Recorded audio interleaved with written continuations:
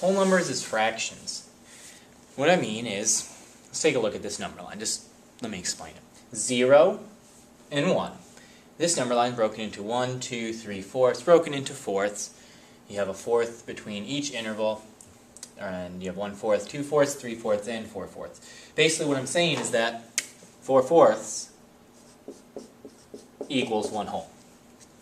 That's a whole number written as a fraction. That's how you write 1. Or you can see this circle, I shaded in the whole thing. Or I shaded in 1, 2, 3, 4/4. This one, it's a square, 4 equal parts, but I shaded in the whole. I shaded in 1 square by shading in 4/4. This is what I'm saying. Any fraction, numerator n, denominator n, basically if the numerator and denominator are the same number, it equals 1. Whether it be 4 over 4, whether it be 1 million over 1 million, it is still 1 whole. This can also work when you're dealing with numbers greater than 1. 0, 1, 2. But notice in between them I have it broken into 1, 2, 3, 4, 5, 6, and 1, 2, 3, 4, 5, 6. So between each whole I have 6. So you have 1 6, 2 6, 3 6, 4 6, 5 6, 6 6, 7 6, 8 6, 9 6, 10 6, 11 6, 12 6. 12 6 equals 2 wholes.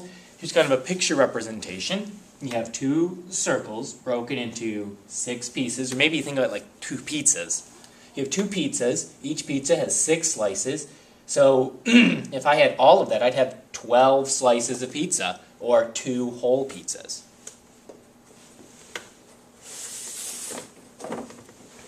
Now, say you're dealing with that 12/6, or maybe you're running laps around a track, and the track is 1/4 of a mile. So each lap is 1/4. Then I ran 8 laps, so I ran 8/4 of a mile. How many miles did I run? This is how you work that out. 8 over 4 also means 8 divided by 4, which is 2. So that means you would have ran 2 miles. Say I ran 24 laps, but the laps are only 1/8. So if each lap is 1/8, your denominator is 1/8, the number of laps goes on top. 24 divided by 8 equals 3, which means that I would have ran 3 miles. You can go back to the problem before with 12/6. If you do 12 divided by 2, it equals 2, which would be 2 wholes, whatever the whole was I was talking about.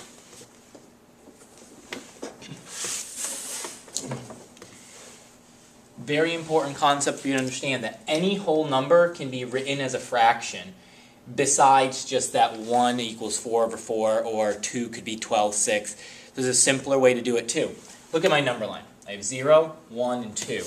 Well, I have 1 whole and 1 whole. So my denominator here is just 1. So 2 could equal 2 over 1. 2 could be 2 over 1. 4 could equal 4 over 1. Or 7 wholes could equal 7 over 1. These are just another quick, simple way to write fractions as whole numbers. Basically, any number n, if I put it over 1, still equals that same number. Anytime I just add a denominator of 1, I don't actually change the value of the number at all.